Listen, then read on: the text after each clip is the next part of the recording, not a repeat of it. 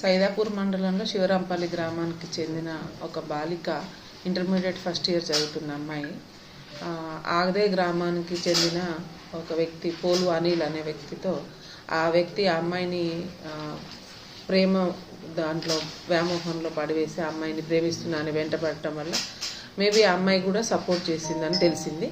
ఆ సపోర్ట్ చేస్తూ వాళ్ళ ఫాదర్ మదర్కి ఒక 3 months నుంచి ఆ అమ్మాయితోటి చాటింగ్ చేస్తుంది అని తెలిసిన తర్వాత తండ్రి మందలించినా కూడా అమ్మాయి వినకపోవడంతో ఆ పిల్లవాడు ఆ రోజు సాయంత్రము వాళ్ళ ఇంటికి కూడా వచ్చి వెళ్ళినట్టు తెలిసింది. That is on 14th November.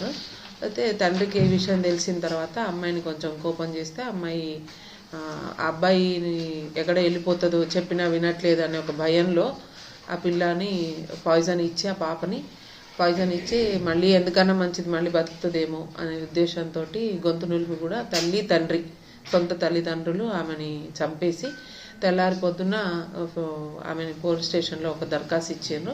ఆమెకి కడుపు నొప్పి ఉంది, అందువలన చనిపోతుంది, ఆరోగ్యం మంచిగా లేక ఇబ్బంది పడుతూ చనిపోయింది పాయిజన్ తీసుకోనని కంప్లైంట్ చేయడం జరిగింది. కానీ కొంచెం మాకు సమాచారం అందింది ఆమె ఎట్లాంటి ఆరోగ్య పరిస్థితులు ఉన్నాయో ఒకసారి చెక్ చేసినాం. ఆ సిచ్యువేషన్ అంతా కూడా కొంచెం మాకు సస్పిషియస్ అనిపించి దాని మీద పూర్తి స్థాయి విచారణ చేసిన తర్వాత దానికి సపోర్టివ్గా మాకు ఎఫ్ఎస్ఎల్ రిపోర్ట్ కూడా రావడం జరిగింది. ఇది గొంతు నులిమి చనిపోతే థైరాయిడ్ బోన్ అనేది ఫ్రాక్చర్ ఉంటుంది. సో ఎఫ్ఎస్ఎల్ రిపోర్ట్లో ఫ్రాక్చర్ వచ్చింది కాబట్టి దాన్ని బేస్ చేసుకొని వాళ్ళ ఫాదర్ని పిలిపించి మేము ఫాదర్ ఇన్వెస్టిగేషన్ చేస్తున్న క్రమంలో అతని ఇంటికి వెళ్తే అతనికి భయం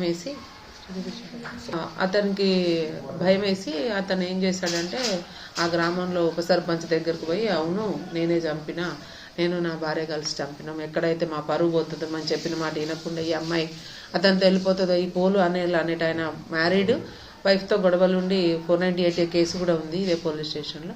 అతను ఎక్కడ వలలో పడింది కాబట్టి ఆ అమ్మాయి చిన్నపిల్ల చెప్తే వింటదో లేకపోతే మళ్ళీ ఇంట్లో నుంచి వెళ్ళిపోతుందేమో అనే భయంతో నాకు ఇంట్లో పెళ్లి కావాల్సిన అమ్మాయి పెద్ద పాప ఉంది, కుటుంబం వరువు పోతుంది అనే ఉద్దేశంతో వాళ్ళు అనుకొని ఇద్దరు కలిసి అదే రోజు రాత్రి ఆ అమ్మాయిని పురుగుల మందు తాగించి తర్వాత ఆమె గొంతు నులిమి కూడా చంపేసినట్టుగా మాకు అతను ఉప సర్పంచ్ గారి దగ్గర కన్ఫెస్ అయితే వారు ఇచ్చిన సమాచారం మేరకు ఈరోజు సెక్షన్ ఆల్టరేషన్ చేసి అతను కస్టడీలోకి తీసుకోవడం జరిగింది.